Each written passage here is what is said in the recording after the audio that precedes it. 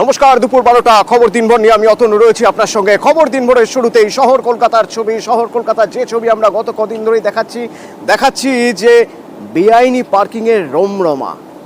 গড়িয়াহাটে যেখানকার ছবি আমরা আপনাদের দেখিয়েছিলাম অবৈধ পার্কিংয়ের, সেখানে এখনও পার্কিং চলছে। ভাবতে পারছেন, এখনও সেখানে পার্কিং চলছে। পার্কিং বাবদ টাকা নেওয়া হচ্ছে, মুখ্যমন্ত্রীর কড়া নির্দেশ, তারপরেও এই বেআইনি পার্কিং চলছে। আমার প্রতিনিধি, আমার সহকর্মী অমিত যখন সকালে সেখানে যায়, গিয়ে দেখে যে বেআইনি পার্কিং হচ্ছে।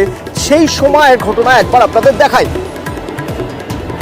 বাইরে যে পার্কিংটা হচ্ছে ব্রিজের নিচে, দীর্ঘদিন ধরে তো কলকাতা পুরসভা কাউকে বরাদ দেয়নি। এই ভদ্রলোক সকালবেলা গাড়ি পার্কিং করিয়ে টাকা তুলছে, তা কোনো স্লিপ দিতে পারছি না কিছু। ওকে জিজ্ঞেস করছেন, চেঞ্জ করছি, উনি বলছেন যে 25 বছর ধরে এখানে উনি কাজ করতেন।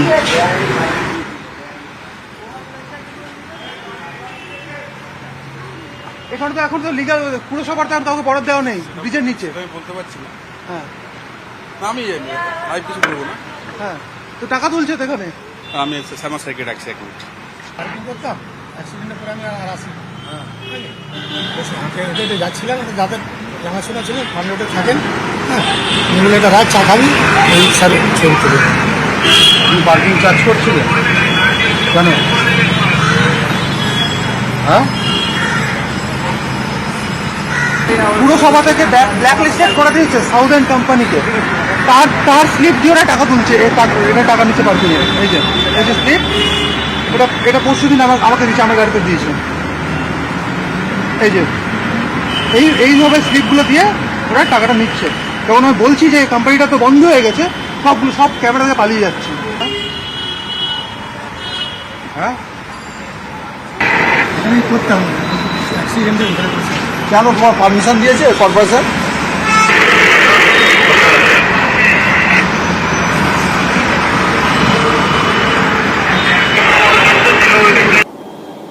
আমার সহকর্মী অমিত আমার সঙ্গে সরাসরি এখন রয়েছেন। অমিত, এই ঘুঘুর বাসা ভাঙতে হবে যখন এই নির্দেশ নবান্ন থেকে আসছে, তারপরেও এত সাহস হয় কি করে যে বেআইনি পার্কিং এখনো চালিয়ে যাচ্ছে? এরা কারা?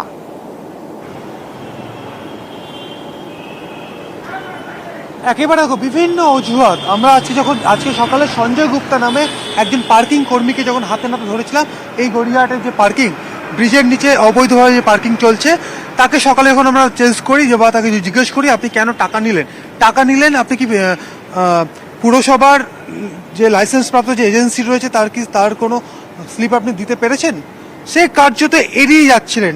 প্রথমে তিনি বললেন তিনি টাকা নেননি। তাকে যখন চেঞ্জ করা হয় যে আপনার ছবি ক্যামেরা ধরা পড়েছে, তখন তিনি বলছেন তিনি দীর্ঘ 25 বছর ধরে গড়িয়াহাট ব্রিজের নিচের এই পার্কিংয়ে তিনি কর্মী, এবং বিভিন্ন সময় বিভিন্ন এজেন্সিকে কলকাতা পুরসভার তরফে বরাদ দেওয়া হয়েছিল। তারা সে সমস্ত সংস্থা এই সমস্ত কর্মীদেরকে কাজে বহাল রেখেছে। কিন্তু বিষয়টি হচ্ছে বেশ কিছুদিন হয়ে গেল যে এই এলাকা, আমি আরও একবার দেখাতে বলবো ক্যামেরা পার্সন কাঞ্চনকে, যে এই এলাকা দেখতে পাচ্ছ গড়িয়াহাট ব্রিজের নিচে যে জায়গাটাতে অবৈধভাবে পার্কিং চলছে। কারণ কলকাতা পুরসভার তরফে এই মুহূর্তে কোনো সংস্থাকে বরাদ দেওয়া হয়নি পার্কিং দেখার জন্য। সেক্ষেত্রে আজ সকালে যখন সঞ্জয় গুপ্তাকে আমরা যখন চেঞ্জ করি, তিনি কার্যত বলেন যে তার পরিচিত, তিনি 25 বছর ধরে এই পার্কিং কর্মী ছিলেন। সঙ্গে থাকো। 25 বছর ধরে বেআইনি কাজ করলেই কি সেই বেআইনি কাজ আইনি মতে সিদ্ধ হয়ে যায় নাকি? এত সহজ? 25 বছর ধরে করছেন বলেই তাহলে তিনি এখনো করতে পারবেন? নিয়মিতভাবে এভাবেই বেআইনি কাজ করবেন? সঞ্জয় গুপ্তা নাম বলছেন নিজের, কি বলছেন একবার শোনা যাক।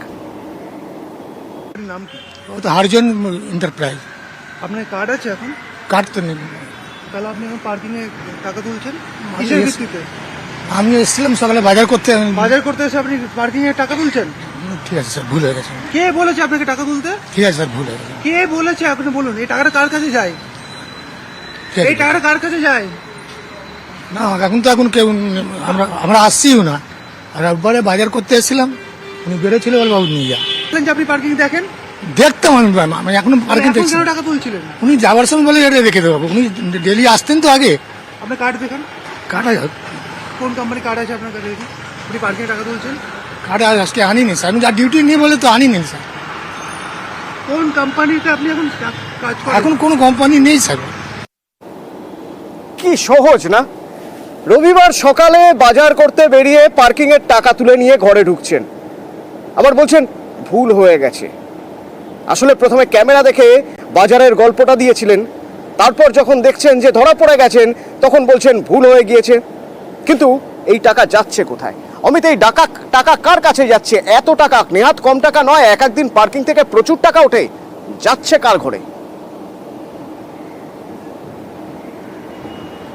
একেবারেই দেখো, আমরা গত 2-3 দিন ধরে এই প্রশ্নই তুলছি যে এইখানে যে সমস্ত পার্কিং কর্মী কাজ করছেন তারা যে টাকাগুলো তুলছেন সেই টাকা কার কাছে পৌঁছে যাচ্ছে। কারণ তাদের দাবি, কারণ দু একজনের সঙ্গে আমরা কথা বলেছিলাম যারা ক্যামেরার সামনে তারা দাবি করছেন যে তাদেরকে কাজে লাগানো হয়েছে। তাহলে কারা তাদেরকে কাজে লাগালো এবং তাদের মাধ্যমে যে টাকা তোলা হচ্ছে সেই টাকা কোথায় পৌঁছে যাচ্ছে? এমনকি সঞ্জয় গুপ্তা যখন আমাদের ক্যামেরার সামনে ধরা পড়লেন সেই সময় তিনি আর দেবনাথ নামে একজনকে ফোন করেছিলেন। তার পুরো নাম হচ্ছে রঞ্জিত দেবনাথ। তাকেও যখন আমরা ফোন করে চেস করার চেষ্টা করলাম, তিনিও বলছেন তিনিও এখানে পার্কিং। অমিত একবার সঙ্গে থাকো, সেই জায়গার যে ছবি তোমরা তুলে এনেছিলে সেইটা একবার দেখি, বা দর্শক একবার দেখাই। দেখি যদি মাংস দোকান খোলা থাকে না, হ্যাঁ কাউকে ফোন করে নিয়েছি, ঘরে ফোন করলাম, চলে আসছি। ফোন করে জানিয়ে দিচ্ছেন তো? না স্যার। দেবনাথ আর দেবনাথটা কে? কে আর দেবনাথটা কে? আমার ছেলে। আপনার নাম কি? সঞ্জয় গুপ্তা। আর দেবনাথ আপনার ছেলে? আর দেবনাথ আপনার ছেলে? আপনার নাম সঞ্জয় গুপ্তা আর দেবনাথ আপনার ছেলে? আমাদের মানে ছেলের সঙ্গে কাজ করে দেব না। কে এটা? আমার ভাইপো হয়, ছেলেই মতন। ছেলের মতো? নাম্বারটা আর দেবনাথের নাম্বারটা দাও, আর নাম্বারটা দাও, নাহলে একটু ট্রাফিক পুলিশকে ডেকে আপনাকে তোলাবো। নাম্বারটা দাও, নাম্বার দাও, আর দেবনাথের নাম্বার নোট ডাউন করো। এটা কে? দাঁড়া, স্ক্রিনে ছবি কর। দাঁড়া, দাঁড়ান চুপচাপ দাঁড়িয়ে আছি তো, আমি কি পালিয়ে যাচ্ছি? তাহলে আমরা কি জানলাম? বাজার করতে গিয়ে পার্কিং এর টাকা তুলে বাড়ি ফেরা যায়। তাহলে আমরা কি জানলাম? বাবার নাম সঞ্জয় গুপ্তা, ছেলের নাম আর দেবনাথ। কে এই আর দেবনাথ? আমরা যোগাযোগ করেছিলাম, প্রথমে তো বেশ কয়েকবার ফোন করে পাওয়া যায়নি, তারপর যোগাযোগ করেছিলাম। একবার কথোপকথন শোনাই আপনাদের। দেবনাথ বাবু বলছেন? হ্যাঁ বলছি। আপনি চেনেন সঞ্জয় গুপ্তাকে? না, সঞ্জয় গুপ্তা বলে কেউ ছিল না। কাউকে চেনেন না? সঞ্জয় গুপ্তা বলে কেউ ছিল না। গড়িয়ার পার্কিং এ কাজ করেন সঞ্জয় গুপ্তা? না, ওরকম কোনো নাম তো নেই। আপনাকে আজকে সকালবেলা 9টা নাগাদ ফোন করেছিলেন? হ্যাঁ, আমাকে ফোন করেছিল। হ্যাঁ, উনি তো সঞ্জয় গুপ্তা না, উনি তো অজয় লোহানি। উনি কি করেন? উনি আগে পার্কিং এ কাজ করতেন। হুম। উনি অ্যাক্সিডেন্টের পরে উনি নাকি এখন পার্কিং এ কাজ করতেন। আপনি তো পার্কিং এ কাজ করেন গড়িয়াহাটে? আমি করি না, আমি বন্ধ করে দিয়েছি অনেক। আমাদের যখন ইনলিগাল হয়েছে তখন থেকেই বন্ধ। আমি এখন তো বাইরে কাজ করি। কোম্পানিগুলো বন্ধ হয়ে যাওয়ার পরেও তো পার্কিংটা চলছে কন্টিনিউ? চলছে, আর যে পারে সে কাজে, আমরা তো আসি না। এই টাকাটা উঠলে কোথায় যায় জানেন আপনি কিছু?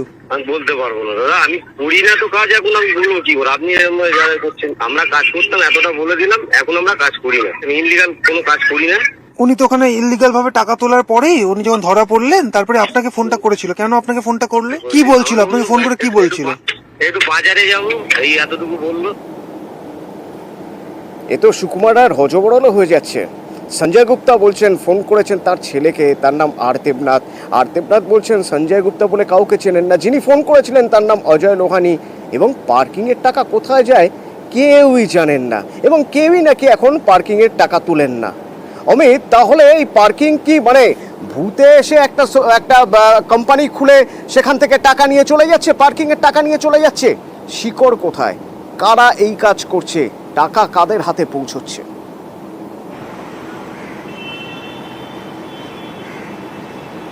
দেখো অতনু, এই প্রশ্ন নিয়ে কিন্তু আমরা গত 3-4 দিন ধরে এলাকাতে একই জায়গাতে বিভিন্নভাবে কিন্তু আমরা চেস করছি যে এই অবৈধ পার্কিং এর টাকা কার কাছে পৌঁছচ্ছে। কারণ আমাদের সামনে যারা আসছেন, এই সঞ্জয় গুপ্তার মতো লোক বা এর আগে 2 দিন যারা এসেছিলেন, তারা এখানে ফুটপাতে তারা থাকেন, তাদেরকে সামনে রেখে এই পার্কিং ব্যবসা চালানো হচ্ছে।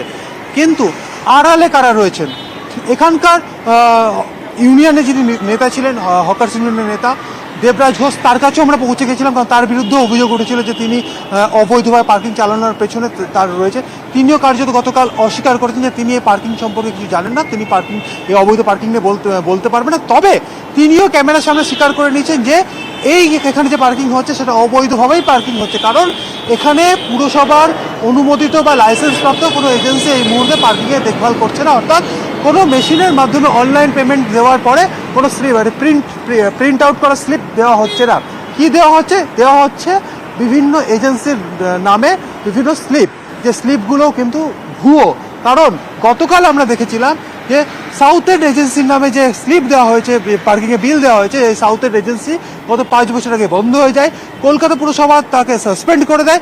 এমনকি কলকাতা পুরসভার তরফে গড়িয়াহাট থানাতে সাউথ এন্ড এজেন্সির নামে অভিযোগও হয়েছিল, সেই অভিযোগের ভিত্তিতে এফআইআর হয়, তদন্ত করে গড়িয়াহাট থানা, এবং সংস্থার যিনি কর্ণধার ছিলেন গৌতম মুখার্জি, যিনি গত বছর প্রয়াত হয়েছেন, তার বিরুদ্ধে কলকাতা পুলিশের তরফে চার্জশিটও দেওয়া হয়েছে। তাহলে পুরো বিষয়টার পেছনে যে চক্র চলছে, চক্র চালানোর নেপথ্যে কারা রয়েছে, অর্থাৎ আড়ালে থেকে কারা এই চক্রটা চালাচ্ছেন তারই কিন্তু সন্ধান চালানো হচ্ছে। এবং যারা সামনে থেকে যারা টাকা নিচ্ছেন, যাদেরকে টাকা নিতে দেখা যাচ্ছে, তারা তো এখানে কর্মী হিসেবে কাজ করছেন। এই সঞ্জয় গুপ্তার মতো কর্মী, যিনি বলছেন নিজের সত্যি তো মাথাকে সেটা ধরা জরুরি। তবে আমাদের যতটুকু দায়িত্ব, আমাদের যতটুকু সম্ভব আমাদের পক্ষে করা, আমরা সেটুকু করেছি। অমিত যখন প্রথমেই সঞ্জয় গুপ্তাকে দেখলো, যে সঞ্জয় গুপ্তার সঙ্গে কথা বলে মনে হচ্ছে না যে এখানে কোনো আইনি কাজ হচ্ছে, তখনই সঙ্গে সঙ্গে ট্রাফিকের দায়িত্বে থাকা যিনি, তারাতে তুলে দেওয়া হয়েছে সঞ্জয় গুপ্তাকে। এবং পুলিশ কি বলছে শুনুন।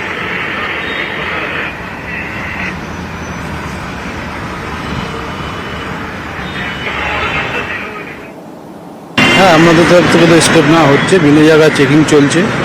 চেকিংয়ে যেগুলো পাওয়া যাবে সবগুলোই, যেগুলো অ্যারেস্ট যেমন আজকে করা হলো এরকমই করা হবে।